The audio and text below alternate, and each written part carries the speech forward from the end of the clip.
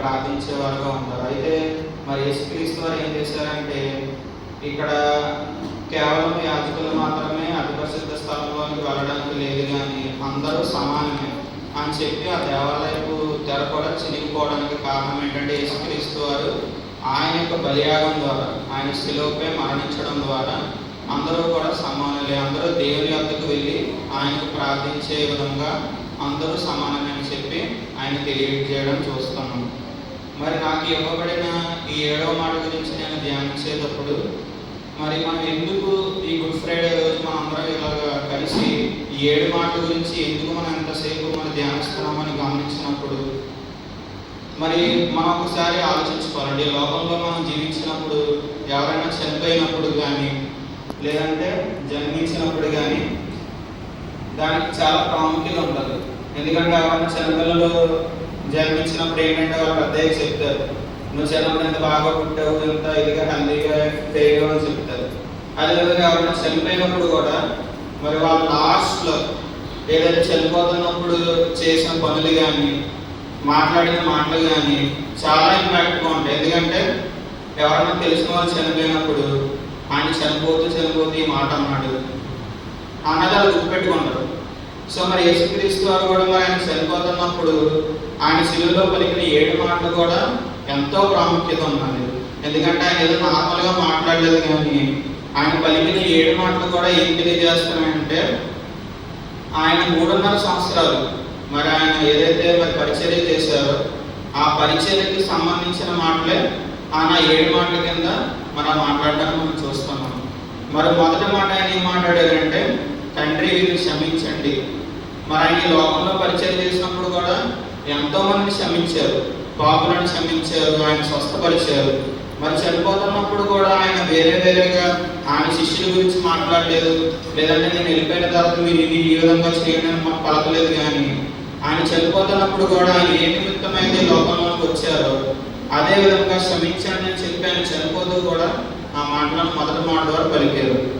అదేవిధంగా 2వ మాట ఏం తెలియజేస్తుందంటే అక్కడ దొంగకి ఆయన మరి షూరిటీని ఇస్తున్నారు.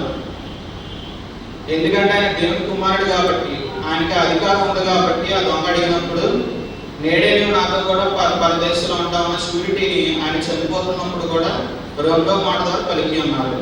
అదేవిధంగా 3వ మాట ఏంటంటే తల్లికి ఆయన ప్రేమను కనపరిచాడు.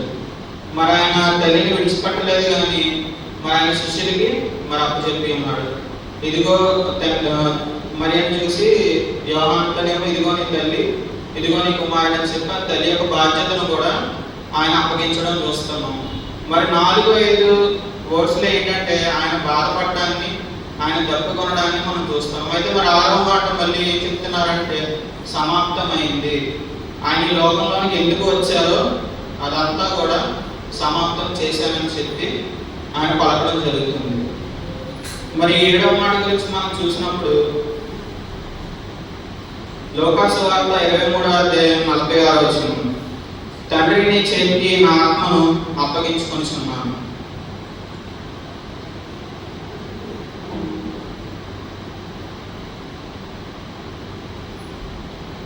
ఇక్కడ క్రీస్తు జననం మరియు మరణానికి చాలా విశేషం ఉంది.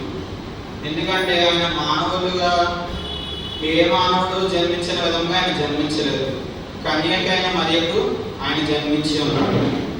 అదేవిధంగా ఆయన మరణం కూడా చూసినప్పుడు ఈ భూలోకంలో ఏ మానవుడు మరణించలేనంత విధంగా ఆయన ఎంతో శ్రమలు పొంది ఆయన శిలువపై మరణించడాన్ని మనం చూస్తున్నాం. అదేవిధంగా క్రీస్తు మరణానికి ఉన్న విశేషం ఏమిటంటే ఎవరన్నా మనం చనిపోయినప్పుడు ఏమని చెప్తామంటే ఎవరికైనా ఇతరులకు తెలియజేయాలి. సపోజ్ మనకు తెలిసిన ఫ్రెండ్ ఎవరు చనిపోయారు అనుకోండి, ఏమని చెప్తాం? పలానా వ్యక్తి చనిపోయారు, లేదంటే పలానా వ్యక్తి మరణించారు, లేదంటే ఇంకోటి కూడా ఏం చెప్తాం? ఆయన దేవుడు తీసుకెళ్ళిపోయాడు అని చెప్తాం. కానీ మరి ఇక్కడ యేసుక్రీస్తు వారు చనిపోయినప్పుడు ఇక్కడ చివరి మాటలో ఏమంటుందంటే అక్కడ ఆయన ఎవరు చంపలేదు, ఆయన అంతటా ఆయన మరణించలేదు. కానీ అక్కడ ఆయన తండ్రికి తన ఆత్మను అప్పగించిన తర్వాత ఆయన మరణించాడు. అది కేవలము యేసుక్రీస్తు ద్వారా మాత్రమే అది సాధ్యమైందండి. ఇక్కడ ఆయన స్వేచ్ఛాపూర్వకంగా ఆయన తనంతట తానే మరి తన ప్రాణాన్ని అప్పగించడం ద్వారా ఆయన మరణించాడు. అంతేగాని అక్కడ రోమ సైనికులు ఆయన్ని కొరడాలతో కొట్టడం ద్వారా లేదంటే ఆయన బాడీలో బ్లడ్ అంతటిని తీసేయడం ద్వారా ఆయన మరణించలేదు. ఎందుకని మీరు ఒకసారి ఆలోచించుకున్నప్పుడు యేసుక్రీస్తు ఈ లోకంలో ఆయన ఎటువంటి అద్భుత కార్యాలు చేశాడండి? మరణించిన వారిని తిరిగి లేపలేదా? లాజరుని తిరిగి లేపాడు కదా. మరి ఆయన అటువంటి శక్తిమంతుడైన దేవుడు మరి ఇక్కడ దొంగలు కూడా అంటున్నారు, నిన్ను నీవు రక్షించుకోలేవా అంటున్నారు. అది చాలా ఫూలిష్ క్వశ్చన్. ఎందుకంటే మరణించిన వారిని లేపినప్పుడు తాను రక్షించుకోలేడా? రక్షించుకోగలడు కదా. మరి అటువంటి శక్తి ఉన్నప్పటికీ కూడా మరి ఆయన ఎందుకు రక్షించుకోలేదంటే కేవలం దేవుని చిత్తాన్ని చేయడం కోసం. ఆయన కేవలం దేవుని చిత్తాన్ని చేయడం కోసం తన ఆత్మను తనకి తండ్రికి అప్పగించుకొని ఆయన మరణించాడు. కానీ అక్కడ రోమ సైనికులు కానీ ఇతరులు పెట్టిన అక్కడ ఆయన ఇబ్బంది పెట్టడం కానీ ఆయన శరీరాన్ని వాళ్ళు కొరడాలతో కొట్టి మొత్తం చర్మం అంతా బయటకు వచ్చేలా చేసినంత మాత్రాన ఆయన చనిపోలేదు. ఇక్కడ చూడండి, యోహాను సువార్త 10వ అధ్యాయం 18వ వచనం, ఎవడు నా ప్రాణం తీసుకొనడు, నా అంతటా నేనే దాన్ని పెట్టుచున్నాను, దాన్ని పెట్టుటకు నాకు అధికారం కలదు, దాన్ని తిరిగి తీసుకొనుటకు నాకు అధికారం కలదు, నా తండ్రి వలన ఈ ఆజ్ఞ పొంది తిని.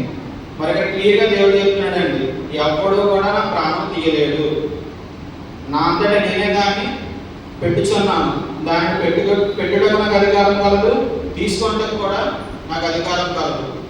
సో కేవలం ఈ యొక్క అధికారం ఆయనకు ఉంది కాబట్టి మరి యొక్క 7వ మాటలో ఆయన ఏం చెప్తున్నాడంటే, తండ్రి నీ చేతికి నా ఆత్మను అప్పగించున్నాను. ఆయన ఎప్పుడైతే తండ్రికి తన ఆత్మను అప్పగించాడో